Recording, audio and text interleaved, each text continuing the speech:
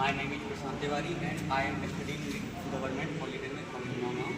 My branch is Mechanical Engineering and I am now studying in second year and third semester.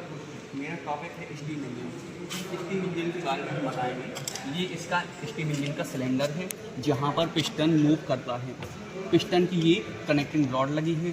Piston के just ऊपर यहाँ पर sliding valve लगे होती हैं जिनके द्वारा इनलेट पर गैस एंटर करती है तथा आउटलेट पर गैस एग्जिट कर जाती है।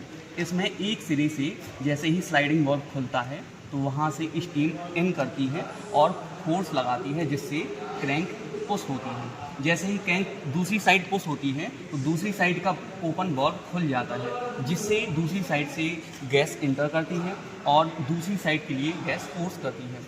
यही प्रोसेस बार बार चलती रहती है जिससे इंजन रेसिप्रोकेटिंग मोशन करने लगता है और पावर को जनरेट करता है। यही था स्टीम इंजन का सिद्धांत। Thank you.